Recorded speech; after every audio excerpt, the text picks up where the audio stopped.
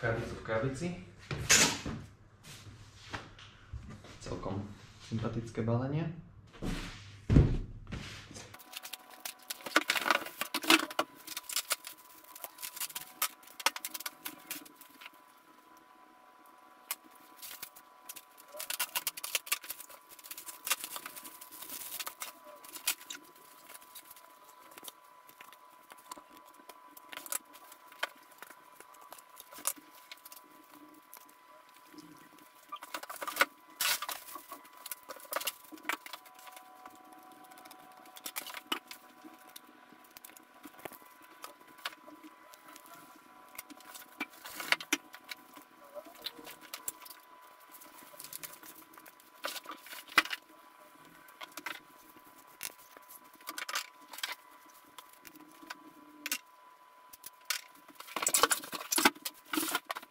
Zo spodu krabice, v ktorej vlastne bolo lietadlo, tej polystyrenovej časti, je takto ešte taký kartón, ktorý treba odlepiť a tu sa vlastne schováva hlavný podvozok, vrátane krytov.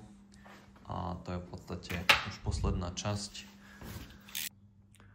Takže po rozbalení lietadla a vyťahnutí všetkých dielov vyzerá asi takto. V podstate máme tu diely podvozku. Hlavný podvozok, vyzerá to byť nejaká štvorka alebo asi štvorka, oceľový drôt vyohýbaný.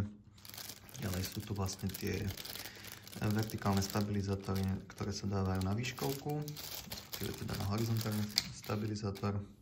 Potom je tu predná podvozková noha, ktorá má pomerne tvrdý tlmič, ale myslím, že sa to aj časom možno vybehá. Koliesko vyzerá, že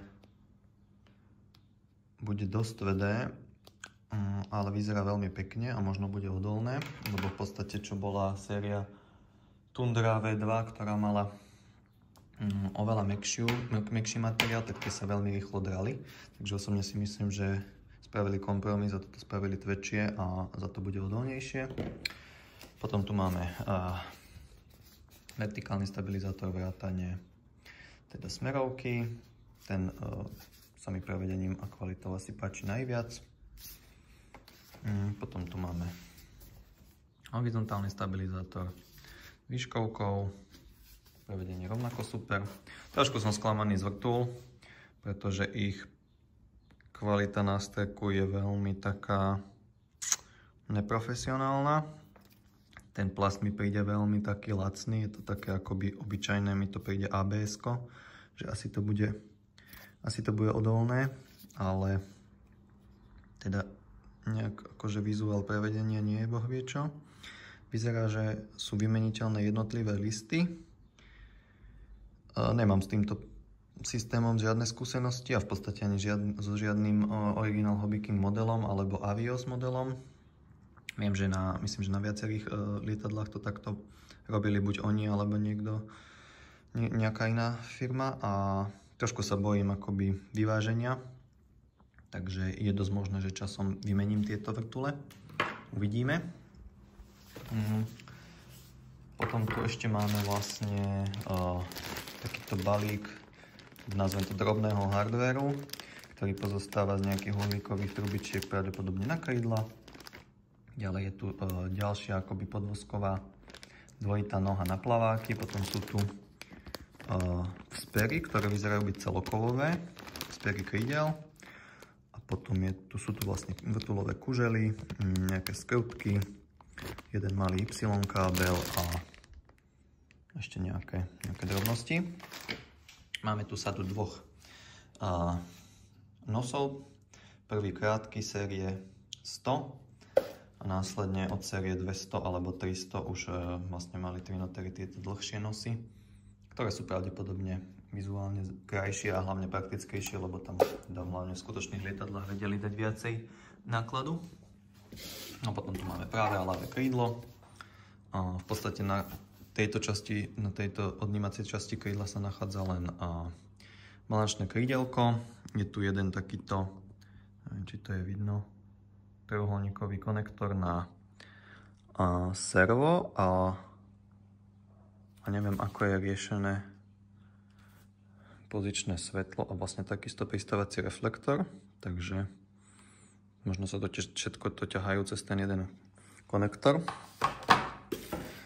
A takisto vlastne druhé krídlo. Serva sú nainštalované, kabeláž je vlastne takto zapaskovaná takou nejakou bielou, ako by wannabe izolačkou. Panty na krídlach sú čisto polystyrenový prelis, čo by malo na veľkosť tohto lietadla a rýchlosti, ktorými to lieta, stačiť. Na výškovke považujem za benefit, že sú to aj 3 obyčajné jednoduché plastové panty s skrutkou v strede. A takisto je to vlastne riešené na smerovke, že je to kombinovaný pant.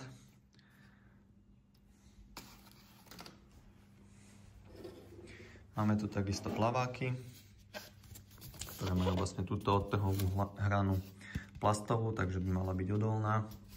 A pravdepodobne by tie plaváky zvládli aj pristávanie na trávu. Ale ja plaváky zatiaľ neplánujem použiť, možno v lete, keď sa veľmi budem nudiť. Potom tu máme centroplán s nainštalovanými motormi a regulátormi, v podstate oboje. Skúsim to otočiť takto. Oboje sú takto chladené hneď vlastne z čelnej časti tej motorovej gondoly.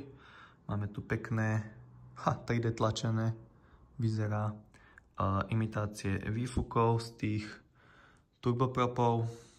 Takže to celkom, akože cením tie maketové detaily. Máme tu veľmi pekne fungujúce až do absolútneho negatívu klapky. Tu máme nejakú rozvodnú malú doštičku na vlastne kabeláž a riadenie pravdepodobne teda motorov a toho diferenciálneho ťahu a reverzov. Takže to je akoby vlastne centroplán s klapkami. Každá klapka má zvlášť servo. A teda hovorím motorové gondoly s regulátormi. No a potom na záver je tu už len teda trup, ktorý aktuálne nemá nahodený nos. V podstate chýba centroplán, chvostové plochy. Tu už sú vlastne nachystané osadené serva. Jedno na jednej strane pre výškovku, druhé pre smerovku. Máme tu transparentné okná, ktoré ale tu nás sú zatemnené nejakou polystyrenovou časťou, takže to trošku tak akože dofejlili, ale inak akože lietadlo je veľmi pekné, veľmi ľahké, najmä teda krídla sú extrémne ľahučké. V podstate aj samotný trup tým, že vlastne nič neobsahuje, iba 2 serva, tak je veľmi ľahký. Už ten centroplán tam môže cítiť, že sú tie 2 motory, regulátory. Teraz som vlastne ešte otvoril kabínku, čo je akoby dostupnosť batérií a jej výmene. Tá kabína je pomerne tvarovo jednoduchá, aj keď mohla byť aj jednoduchšia, ale myslím si, že bez problémov sa bude dať vyrobiť akoby nejaká alternatívna nadstavba s FPV kamerou alebo čímkoľvek, čo by ste chceli voziť a využiť túto platformu ako napríklad FPV lietadlo alebo čokoľvek iné. Tým, že vlastne máme 2 motory na krídlach, ktoré nezavadzajú, hlavne teda možno v kombinácii s týmto kratším nosom, by to mohlo dobre fungovať ako FPV platforma. Ten krátky nos lícuje celkom pekne. Videl som, že boli trošku nedostatky aj u vlastne iných ľudí, čo už to lietadlo majú v línii týchto polepov, ale není to nejaký zásadný problém. Ten nos tam drží, alebo teda je poistený takýmto jedným neodymovým magnetom. Čiže to by nemalo byť niečo, čo tento dlhý trošku nesedí. Na tomto kúsku papiera je vlastne tento QR kód, kde si môžete naskenovať a pošle vás to cez internet na full PDF manuál, ale trošku sa niekde stala chyba a skrátka vyzerá, že neexistuje alebo minimálne nefunguje tento link. V podstate sa to dá vyhľadať na HobbyKing stránke pod Twinoter, hej, je to tento posledný a v podstate treba ísť sem, ale nič sa tu nedieje. Vyzerá to celkom pekne zostavené. Možno som čakal, že to bude o maličko väčšie pôsobiť, ale tak 1600 je 1600, tam ten rozmer nepustí. Je to pomerne vysoký model, lebo tak aj tie kolieska sú vysoké, aj celkovo geometria toho trupu s tou veľkou smerovkou, alebo teda s tým veľkým stabilizátorom je pri Twinoterovi charakteristická. Je to zatiaľ zložené len tak, že nikde nie je nič zošrobované ani nejako poistené.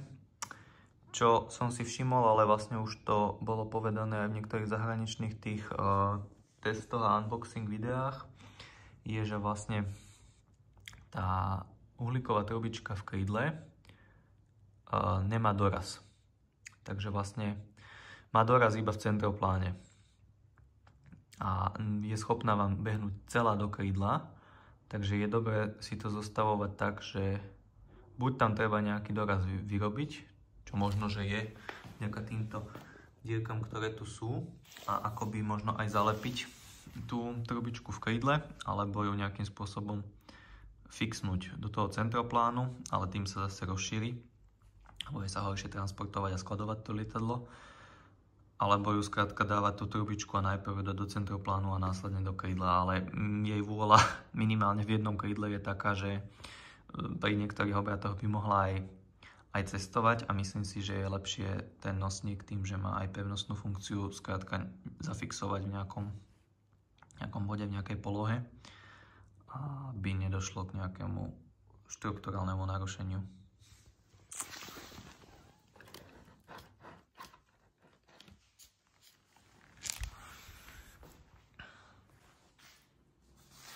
Takže lietadlo mám zložené a nachystané na zálet. K manuálu som sa nedostal, PDF-ko, alebo teda odkaz na PDF-ko, URL-ko nefunguje. Takže kým si Hobby King akoby vyrieši tieto počítačové veci, tak by kľudne podľa mňa mohli dať niekoľko A4, stačí čierno-bielých manuálu, skrátka do krabice. A jediné, čo v podstate stačí, je to, aké skrutky idú kam. V podstate vám ostane väčšina skrutiek na plaváky a im montáž a 1 až 2 kusy rezervných skrutiek, ktoré už boli použité na zloženie lietadla.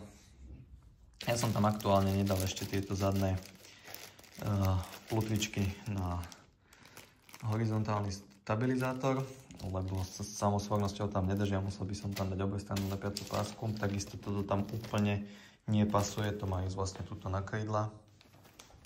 Takže to tam zatiaľ na prvý let nedávam. Takisto som použil dlhý nos a ako hovorím, teda plaváky sú tu. Inak v podstate lietadlo sa zostavuje veľmi jednoducho. Jediné, čo mi ešte chýba, sú vlastne poistné skrutky sem do krídel. Čiže sú 4 M3x30 určené na montáž centroplánu k trupu. Následne máte nejakú sadu skrutiek na chvostové plochy, tam idú väčšinou vruty. A podvozok sa montuje opäť metrickými. Veľmi sa mi páči riešenie, neviem, či je to teraz vidieť, asi je to proti svetle. Riešenie tiahla, ktoré je vlastne kombináciou guľového čapu a v podstate len takejto L-kovej vidličky a plastového takého zaistenia. Celkom dobre to funguje, dá sa to nastaviť. Taktiež v podstate som nastavil výchylky serv, ale nastavil. Nič som s tým nemusel robiť, v podstate som tiahla osadil tak, aby plus minus boli v rovine a o pár percent som si nastavil nulovú polohu. Nebudem tam dávať žiadne extrémne väčšie výchylky alebo menšie výchylky, zatiaľ sa mi to pozdáva. Mám nastavené 2 polohy klapiek, krídelká, ktoré idú len ako krídelká, nemám ich ako flaperóny nastavené, výškovka hore-dole, smerovka doprava-doľava.